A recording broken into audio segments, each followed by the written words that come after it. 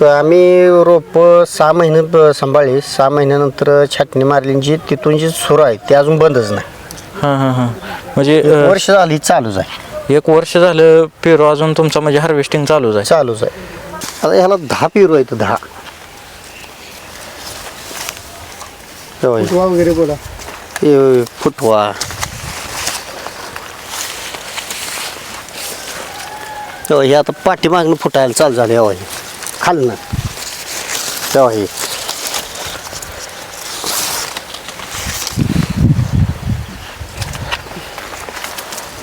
तेव्हा ही कळीच निघायला चालू आहे. किती पान आहे द्यायला?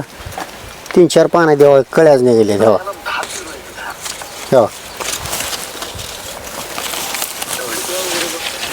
आम्ही ती सेंद्रिय हे जे स्लरी जी आहे ती प्रत्येक पाण्याला आमची चालू राहते. म्हणजे प्रत्येक पाण्याला तुम्ही स्लरी सोडताय.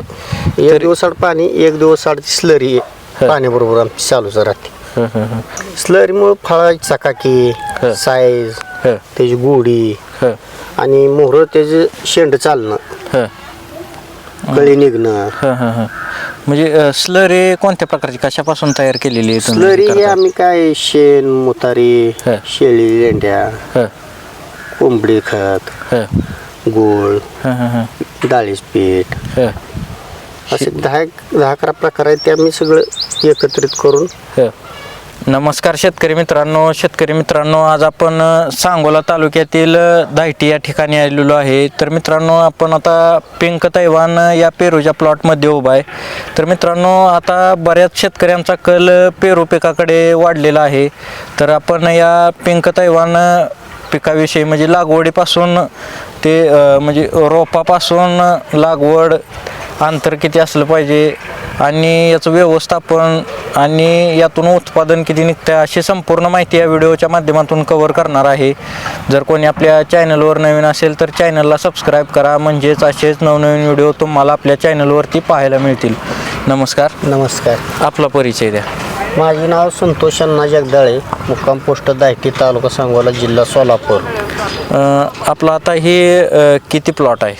हा प्लॉट अर्ध्या एकराचा आहे. अर्ध्या एकराचा प्लॉट आहे. Pink Taiwan.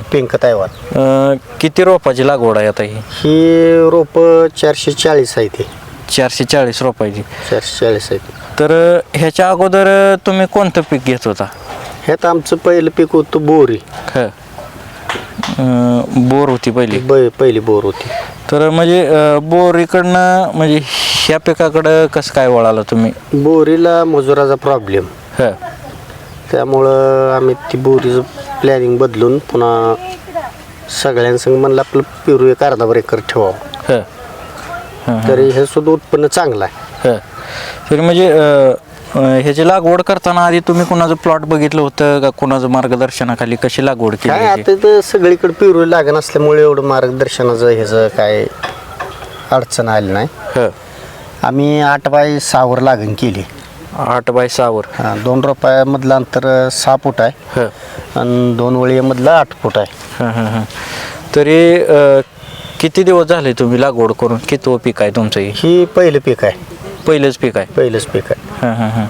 तरी किती दिवस झाले लागवड करून? ह्याची लागण करून 1.5 वर्ष झाले. 1.5 वर्ष झाले. आता पहिलं पीक घेतलंय तुम्ही? पहिलं पीक घेतलं. अजून म्हणजे चालूच आहे. आम्ही रोप 6 महिने सांभाळली. 6 महिन्यानंतर छाटणी मारली, जी तिथून जी सुरू आहे ती अजून बंदच नाही. म्हणजे वर्ष झाली चालूच आहे. 1 वर्ष झालं पेरू अजून तुमचा म्हणजे हार्वेस्टिंग चालूच आहे. तरी कसं नियोजन आहे म्हणजे एवढ्या दिवस झालं कसं काय चालू आहे प्लॉट? ह्याचं मुहूर्ती शेंड चालूच राहते, कळी निघते, फळ सेटिंग चालूच आहे, फॉर्म बसवाय चालूच आहे, हार्वेस्टिंग चालूच आहे. म्हणजे 6 महिन्यापासून आता किती दिवस झाले तुमचा हे प्लॉट चालू आहे? तरी 1 वर्ष होता. 10 महिने तर कंप्लीट झालं, चालू आहे. 10 महिने झालं तुमचा प्लॉट म्हणजे कंटिन्यू चालू आहे. तरी किती दिवसाला तोडा घ्यायचा आहे तुम्ही? आठवड्यातनं एकदा. आठवड्यातनं एकदा. किती माल निघतं आठवड्याला? आठवड्याला एक 1.5-2 टन माल निघतं. आठवड्याला 1.5-2 टन माल निघते. असं 10 महिने झालं तुमचं? 10 महिने झालं चालू आहे. तरी काय रेट आहे ह्याला म्हणजे कुठं मार्केटिंग वगैरे करता? मार्केटिंग काय जागेवर येतं, काय मार्केटिंगला पाठवतो आम्ही. सांगली, कोल्हापूर, कर्नाटक काय रेट मिळाला तुम्हाला म्हणजे आता सध्या आम्हाला 50-55 रुपये रेट मिळतंय याचं. म्हणजे कमीत कमी किती रेट पासून जास्तीत जास्त कमी किती रेट आम्हाला मिळाला? याचा 15 रुपये सुद्धा रेट मिळाला. कमीत कमी 15 रुपये रेट मिळालाय. हा. आणि आता जास्तीत जास्त किती रेट मिळाला? 55 रुपये 55 रुपयेपर्यंत रेट मिळाला. 55 रुपयेपर्यंत. आता तुम्ही म्हणाला 6 महिने म्हणजे रोप लावून 6 महिने झाल्यानंतर जी तुम्ही छाटणी केली हा. त्याच्यावर तुमचं आता म्हणजे 10 महिने झालं प्लॉट चालू आहे. चालू आहे. मला सांगा म्हणजे लागवड करताना तुम्ही कशा प्रकारे याची लागवड केली होती? जमिनीची मशागत असेल? मशागत केली आपण, नांगरून रोटरून ह, तास मारून रोपं लागण केली ह, आणि ड्रिप टाकून त्याला ते सुरुवातीपासूनच सगळं ट्रीटमेंट व्यवस्थित ठेवलं. हा, हा, हा. म्हणजे रोपाची लागवड करताना रोपाचं म्हणजे काय बघायला लागते? क्वालिटी वगैरे रोपं कशी पाहिजे काय? रोपाची मुळी कशी आहे, ह. रोपाची चाल कशी आहे, ह, त्याची काडी काळी पडली आहे ह. का, पांढरी काडी आहे, ही बघूनच घ्यावं लागतंय. ह, ह, ह. म्हणजे कशी कशी पाहिजे म्हणजे मूळ रोप असेल ही काडी? काळी काडी नसावी ह, घेताना. ह, रोप ही पांढऱ्या काडीची असावी ती. ह, रोप ट्रेमधून उपसून खाली मुळी बघावी ह, आणि त्याच्यावर त्याची निवड करावी. ह, ह, ह. लागवड करताना तुम्ही ह्याला खत वगैरे काय वापरलं होतं का? काय ना, आम्ही चाल धरल्यानंतरच परत खतं टाकायला चालू करतो. लागवडीला आम्ही कोणतंही खत ह्याला काय वापरत नाही, तर फॉरेट वापरतो. ह. आता बघायला गेलं तर म्हणजे तुमचा पहिल्या पिकाला झाडाचा विस्तार पण चांगला आहे, मोठी झाडं झाली ती. तर कसं नियोजन केलं होतं लागवडीपासून म्हणजे झाडाचा विस्तार चांगला झाला पाहिजे असं? लागवड केली, झाडं चाल धरली की आम्ही त्याचं शेंड मारलं. ह. त्याला ब्रँचेस म्हणजे कधी शेंड मारलं त्याचं लागवड केल्यापासून? लागवड केली की एक आम्ही 2 महिन्यात त्याचा असा वरनं जे सरळ चाललेलं शेंड होतं ते खुडला. ह, त्याला ते आडव्या फांद्या फुटले की त्याच्यापासून झाड तयार व्हायला चालू झालं. ह. आणि पीक कधी धरलं तुम्ही? 6 महिन्यापासून? 6 महिन्यापासून 6 महिन्यानं आम्ही छाटणी घेतली ह्याची. ह. आणि तिथून म्हणजे 6 महिन्याची रोपं असते म्हणजे तेव्हा रोपं लहानच असतील, तर कशी छाटणी केली होती तुम्ही त्याची? वर्ण आपली त्याची जिथरो काडी पिकली आहे हां, जी कच्ची काडी, ती कच्ची काडी फक्त छाटून घेतली हां, हां, हां, आणि पिकलेली काडी खाली ठेवली होती आम्ही. हां. आणि कसं नियोजन केलं होतं म्हणजे बाग धरल्यापासून? आता 6 महिन्यात तुम्ही बाग धरल्यापासून धरली. आम्ही ह्याला काय केलं, ह. बाग धरते वेळेस एकदा शेणखत टाकला. ह. किती प्रमाणात टाकला ती? 2 झाडांमध्ये 1 कॅरेट टाकतोय ह, आणि परत एकदा 1 कॅरेट टाकून बेड बांधलं. ह, आणि रोजचं 1 तास अर्धा तास म्हणजे जमिनीच्या हिशोबानुसार याला पाणी. ह, आणि आम्ही ती सेंद्रिय हे जे स्लरी जी आहे ह. ती प्रत्येक पाण्याला आमची चालू राहते. म्हणजे प्रत्येक पाण्याला तुम्ही स्लरी सोडताय? 1 दिवस आड पाणी, 1 दिवस आड ती स्लरी पाण्याबरोबर आमची चालूच राहते. ह, ह, ह.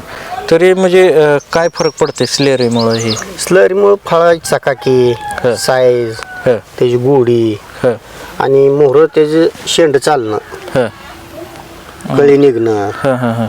म्हणजे स्लरी कोणत्या प्रकारची, कशापासून तयार केलेली आहे तुम्ही? स्लरी ही आम्ही काय शेण, मुतारी, ह. शेळी लेंड्या, ह, कोंबडी खत, ह, गोळ, ह, ह, ह, डाळीचं पीठ, ह, असे 10-11 प्रकार आहेत. ते आम्ही सगळं एकत्रित करून. ह. म्हणजे हे आता तुम्ही 10-11 प्रकार आहेत म्हणला, तर कशी तुम्ही स्लरी तयार करताय 1 दिवसाआड ह्याला सोडण्यासाठी? आम्ही ते ह्याला साडीचा भोद शिवलाय. ह. त्या भोदात हे सगळं मटेरियल भरले आणि ते बॅलरमध्ये सोडले. म्हणजे ही जे त्याचा अर्क बरोबर त्या पाण्यात उतरतोय ह, आणि ती पाणी डावळायचं सोडायच्या अगोदर. ह. म्हणजे ते किती वेळ त्यात ठेवायचं पाण्यात बॅलरमध्ये? ती एकदा आम्ही तयार केलेली 1 महिना वापरतो. ह, 1 महिन्यानंतर ती पुन्हा बाहेर काढून टाकतो आणि दुसरं भरतो मटेरियल त्यात. ह, ह, ह. म्हणजे 1 महिना त्याचा अंश उतरतंय का पाण्यात? उतरतंय ते. तरी काय काय वापरता त्यात आता तुम्ही? सरकी पेंट आहे, खपरी पेंट आहे. ती स्लरी करताना? स्लरी करताना ह. गूळ, ह, ताक. ह. तरी एवढ्या झाडाला ती किती प्रमाणात म्हणजे किती लिटर तुम्ही तेवढं बॅलर भरून ठेवताय? आम्ही आमच्याकडे बॅलर आहेत 250 लिटर. ह, अंजिराला वेगळा वापरतो, इकडे वेगळा वापरतो. ह.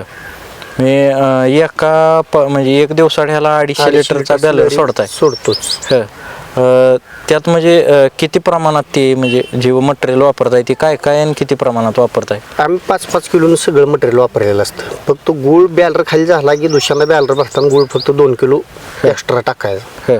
काय काय वापरताय एकदा म्हणजे फिरशी सांगा. सरकी पेंट, खपरी पेंट. सरकी की पेंट 5 किलो, खपरी पेंट 5 खपरी किलो. Paint 5 kilo.